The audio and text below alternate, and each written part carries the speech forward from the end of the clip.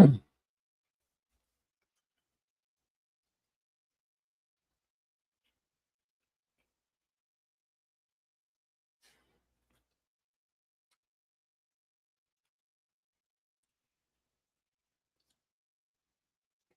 what is going on? This is Mike Clark with the Keys to Knowledge team, powered by the Williams Advanced Realty team.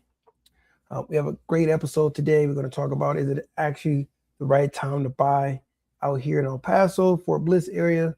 I always give you guys my honest assessment every single time. So I think this is a great time to push this information out. Again, all this information I push out, of course, is my professional opinion, my personal opinion. Everything that I say, put on this channel is for educational purposes only. All right. I just want to make sure I put that disclaimer out there for you guys. But I want to know, one of the hot topics right now is everyone is talking about rates. We do have a new chairman, I believe, Fed chairman, Kevin Warsh. I don't know too much about him. I'm reading up about him right now to get a little more information. But essentially, a lot of people are waiting to see what happens with this particular chairman, his viewpoints on the market, his viewpoint overall on the economy. And, at the end of the day, it kind of dictates where they're going to put rates at, However, when it comes to me personally, when it comes to rates, I don't let anything stop me. Now, I have been, buying homes for a while now. I've been in the air, in the market for a while for different things. And I've been in this industry for a while at this point, so I understand. But for most people, they are waiting on certain rates. They are waiting on maybe COVID rates, maybe just rates at 4%, 5%, somewhere in there. But again, I've never let that stop me personally. And you may ask why. Well, for me personally, again, when I'm shopping around, when I'm looking for a home, I already have in my mind what I'm willing to pay, what needs to happen, whether it's a primary residence, if it's something I really, really want. If the numbers make sense, they have to make sense at where I'm at when I'm negotiating, whether I have a realtor or not. For example, if a home is 300,000, my payments are, I don't know, with the tax rate and everything else included, it'll be around what, 3,000-4,000. I want my payment to be a little less. I'm going to negotiate based off of where I feel comfortable. Now, some might say, hey, you're lowballing people. I said, no, I don't think I'm lowballing them. I'm just, this is my offer. This is what I'm presenting. This is what I believe is fair at the moment, for me. And as we all know, when we're putting offers in on the market, only three things can happen.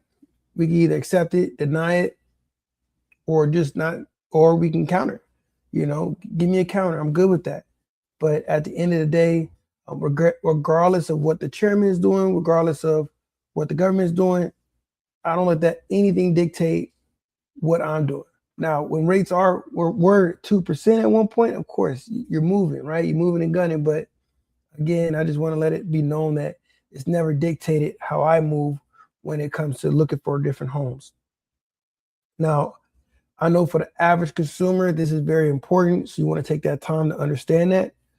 Additionally, what I would say as well, if you're really concerned about rates, you can always look at rate buy downs. You can always go ahead and just shop around and see, more or less who's offering the best rates at this point. There's a lot of lenders. There's a lot of mortgage brokers available as well. I have contacts with either side, whichever one you prefer. But what I would say again, once you do that initial hard inquiry, because that's what you'll do, while you're getting pre-approved, I would just go ahead and just shop around and see who could beat what rate. Kind of like if you're price matching, your favorite tool, your favorite item, your favorite kitchen item, whatever, store to store out. It's the same idea when it comes to mortgage rates. And no, I hope that makes sense. But like I said, essentially, that's where I'm at personally. But again, if you're waiting for the perfect time, understand that waiting period could come. But understand that if that rate ever does drop to the point that is close to what you need to get started, how close is that rate for a majority of all other consumers? You got to remember, if you're waiting for that perfect rate to come down and that's the rate for everyone else, it's just a lot more competition. At the moment, not all over El Paso, but majority of El Paso, in my opinion, is it's a buyer's market. You have some negotiation tools in your back pocket. A lot of sellers are not wanting to just keep their homes on the market for no apparent reason. I mean, some do hold strong on what they believe the price is on a home, but some are like, listen, I need to get this thing going. I'm ready to move on with my life. We never know what's going on, right? So that's why I say just come with your numbers, make it make sense, and then from there, just see what happens. And at the end of the day, be ready to walk away. If something doesn't seem right or the price isn't uh, where you feel comfortable, walk away, all day, every day. That's what I would say, man. But understanding that you're waiting on a particular rate, everyone's waiting on a particular rate. But right now, you have room to negotiate. And say you get into that home now, this line is better than when you're talking about a car, to be honest, because again, you're securing the asset now, you're securing your home now. And when those rates do finally drop, you have the option to go ahead and refinance that loan. And now you can move forward comfortably. I'll give you a great example. Again, me personally, I like to talk about me personally. My personal home, man, rate was at 7%. But I got a great deal, I felt at the time, on a particular home. I was able to negotiate it down. My purchase price on this particular home, almost 30, 40 grand. We also got a lot of extras when it came to this home. And I just felt like it made sense. Now, we had to hold on to that 7% for a good, man, it felt like 2, 3 years until it dropped down to a rate that made the most sense, because I guess I want to be as specific as possible, because what most people do is, oh, well, when the rates drop, just refinance. But be specific when you talk about that. Listen, if your rate's at 7% and it goes down to 6.75 or 6.80, 6.8, listen, I may still not do anything. I'm waiting for it to drop a few points. Like it needs to go down to like 5. You know what I'm saying? High 4s, somewhere in there. Like that's just as an example. Like it's just not going to drop just a little bit. It needs to make sense for me to renegotiate and refinance, because again, you're paying fees, you're paying a whole bunch of things. But one great thing about the military, the VA home loan, you have what's called the EARL. Forgot what it stands for, but essentially you don't have to pay for a new appraisal. A lot of those fees when it comes to just packaging this and putting everything together. For your refinance, there's no charge. So of course, do your due diligence on that, contact the right people to get that information. But say you're not in this program, again, if it's conventional, FHA, and you're refinancing, you got to take all that into consideration when you're talking about refinancing, because at the end of the day, you're paying for this money. Yeah, you may be saving money in the moment, but you always want to ask about the fees. Like I'm real big on telling my clients, even when I do any type of transaction myself, I'm big on how much is this going to cost overall. And if a lender tells me, oh, it's not going to cost you nothing, well, you're not calling me for nothing. This is a sale regardless for you. So either you explain it to me or I move on. So again, I recommend that to anybody at the end of the day, right? So now, just moving forward, understanding that rates are what they are right now, understanding they may change, may go lower, may go higher. However, not letting that dictate what you do, and understanding where your buy box is and what you're willing to do makes the most sense. So your advantage moving forward is understanding that, hey, I may ask my seller on a particular home I'm putting an offer in, hey, I'm gonna need concessions. Hey, I need money for rate buy down. Hey, when it comes to new builds, what are the builder incentives like? Understand that all of that stuff helps overall. Again, if rates drop to a point that's comfortable for everyone, it's gonna be a lot more competition. And when it comes to incentives, when it comes to home warranties, when it comes to all those components to an overall offer, that stuff's going to go away. It's going to go away because it's going to be tougher, because if you don't want to buy it, the next person's going to buy it. So don't let anything fall into a seller's market at this point. All right. So one of the key takeaways I want you to understand is just don't shop for the lowest rate. Please shop for the best deal overall and structure that deal with your realtor to maximize what's best for you at the end of the day. Not for your realtor, not for the lender, not for anybody, but for you, because over the next 30 years or however long you may stay in that home, that payment is on you. So I never feel offended when one of my clients may say, hey, Mike, we want to shop around and get the best deal. Hey, Mike, can we negotiate this part and do something? Like, I don't feel a certain way. Now, I would always give you my advice, my professional advice on that point. But at the end of the day, you're the boss. It's your decision. As long as everything is structured in a way that is explainable, I'm good with it, right? I'm good with it. So there's no issue, but I just want you guys to take that away from this first segment that we're talking about. When it comes to Fort Bliss families, Fort Bliss continues bringing military families. That's going to be changing here pretty soon, where Fort Bliss is going to be extending how long your actual move and your stay here is here in El Paso. So that's a good thing overall, especially from a military family standpoint, and not bouncing around every 2 years, being able to lay down some roots a little longer, especially if we got high school kids or kids that are in school. If you're a single soldier, at least you get to know the unit, the area, all that stuff a lot better. I know when I was in, one of the biggest issues was everybody stayed on post. Everyone stayed on post. And again, that lifestyle, being around it 24/7, it is difficult, right? I know when I was in, listen, I just, when I got my free time, I wanted to be off base. I wanted to be unplugged. I wanted to do what I needed to do. So one of the great things the Garrison Commander is doing is just trying to integrate you guys into El Paso, which is a benefit overall, right? So again, there's a lot of competition out here when it comes to purchasing homes, but I would still say it's a buyer's market at this point, and it's a great time to buy, in my opinion. But again, if you're not ready, then take your time. Don't rush. Now, I want to say one of the next things I wanted to talk to you guys about is understanding and having the knowledge and confidence to move forward when you're ready. So stay everything in lines, right? You got the right rate, you got the lender, you got the realtor, now you're ready to go. What are 3 things every buyer needs to know right now, right? We need to understand, one, we need to buy the payment, not the interest rate.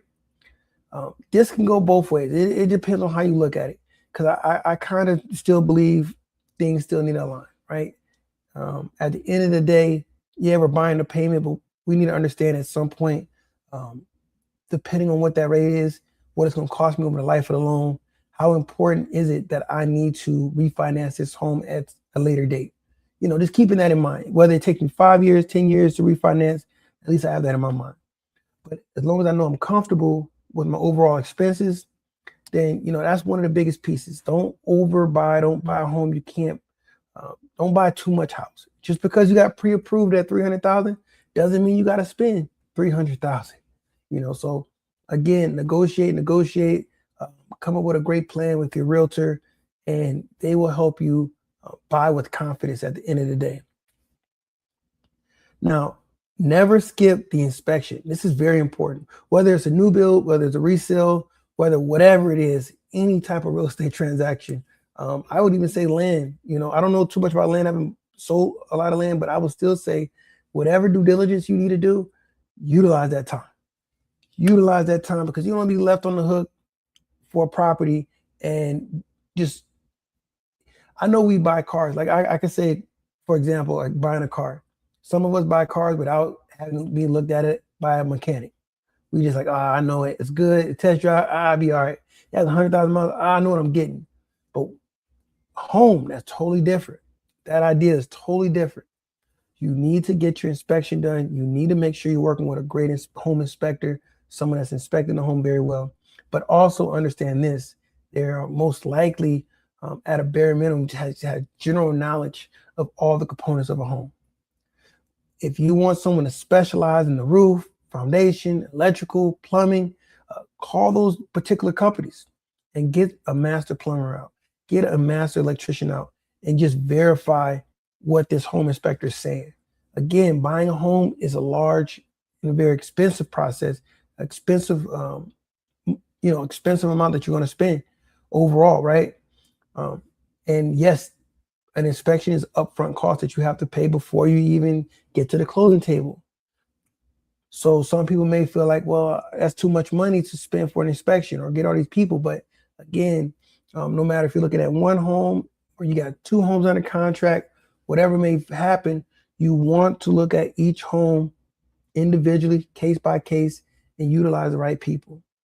All right. I can't say that enough at the end of the day, because you want to make sure that nothing's going to go bad at the end of the day, and making sure you're securing a home warranty, for at least that first year, you know.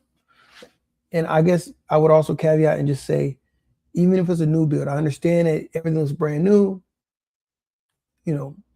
but at the end of the day, you still want to get it inspected. And I would say the builders always prefer you to get it inspected as well.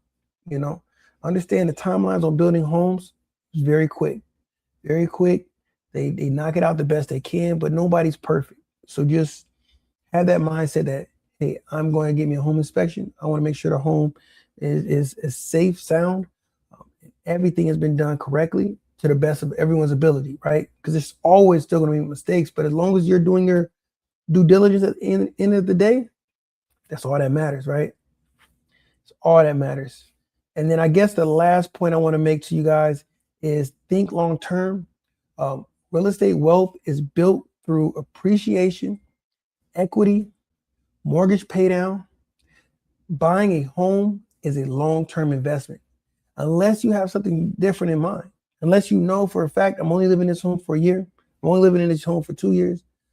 Understand, when you purchase this home, if it's not your forever home, think about the resale mentality. Okay, I may live in this home for 4 or 5 years, but at some point I might leave this. Will this home hold its value? Will I be able to get my money back? Will it appreciate over time? All those things need to be taken into consideration when you're purchasing a home. All right. Too many times we're looking at homes and yeah, it's beautiful, but overall we're not looking at the neighborhood. We're not understanding, hey, this is one nice house next to not many nice houses. So what does appreciation gonna look like? Did they overbuild in this area? You have to understand that, as well as mortgage pay down, right? We're thinking long term. We're actually thinking, hey, listen, as we're paying our monthly bill, we're going to make sure we're doing one additional payment a year just to cut down the overall cost of the home, right? One extra payment, 2 extra payments, 3 extra payments. Talk to your lender and they'll let you know how quickly you can turn a 30-year mortgage into a 20-year mortgage, right? Just to give you that mindset, and just to put it into you early. All right. And when you're talking about equity, how do we protect our equity? How do we build that equity? What does that equity look like over time? Because again, before I got into real estate, before I got into anything, I used to hear the term all the time, man, well, I'm not cash. What they say, I'm not liquid right now. I'm not liquid. All my money's tied up in properties. I have money. I have assets. My overall, the overall amount of money that I have to myself, what is it called? Not assets. It's called your overall total amount that you make. It's your overall financial picture. I forgot the phrase for it, but essentially, just making sure that if you're not liquid, you're protecting your equity. What I'm still seeing to this day, because you guys know I still go to the foreclosure auctions, is just understanding that people are losing their equity and getting foreclosed on and not looking back. Just because you get foreclosed on, it doesn't have to be a bad eviction. Sometimes you have to let the home go for whatever reason. You can't continue to afford it. You lost your job. There could be a bunch of different reasons. But if you've had this home for 4 or 5, 6 years, understand that you may have equity in it, and you need to pick up the phone and talk to someone, right?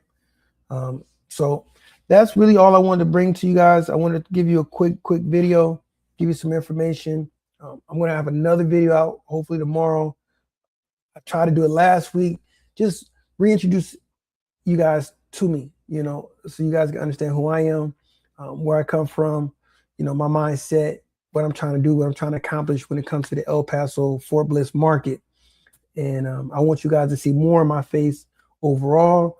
I want you guys to know that, hey, listen, Mike's out here not only trying to sell homes, but he's also trying to advocate for the community, the El Paso community, the Black community, the Mexican community overall, everyone, to be honest, man. I really have the mindset of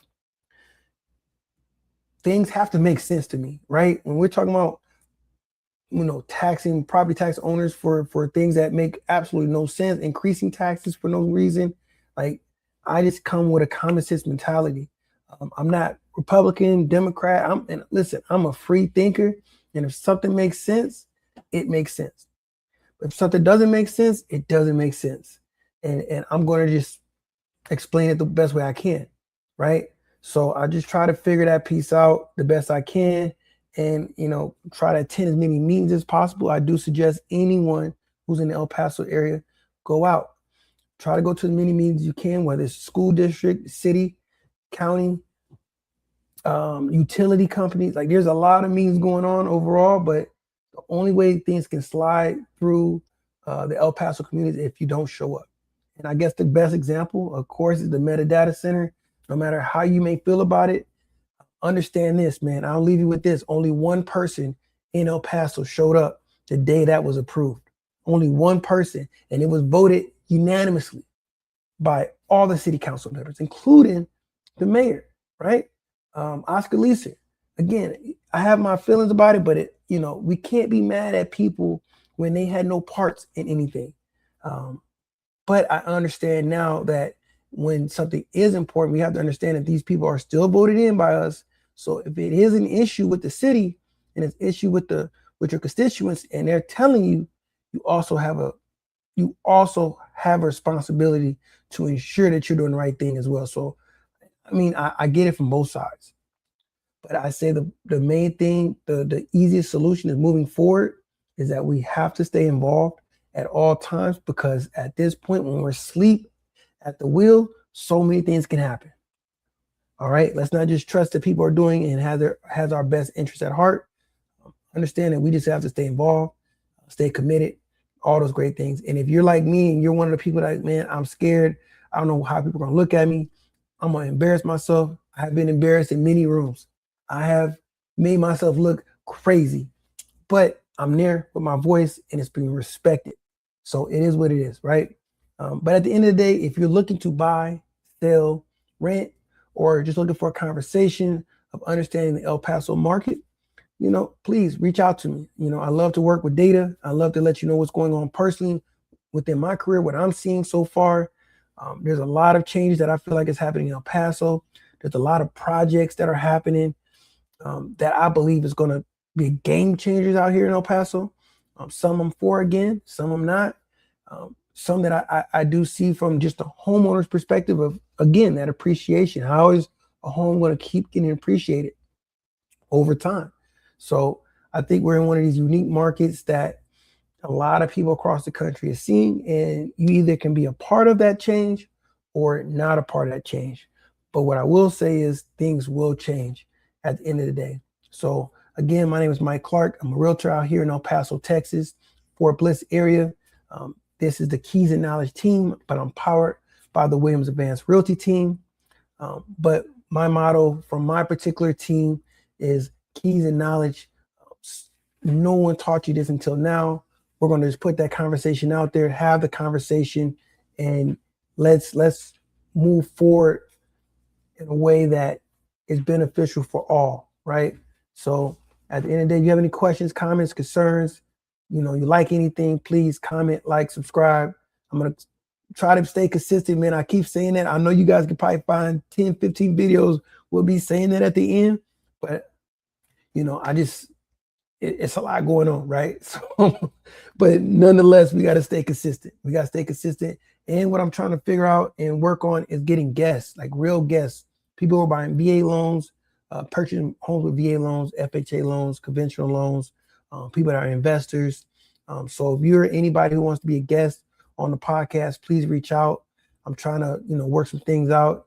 Hopefully I can get some city leaders, maybe, that'd be nice.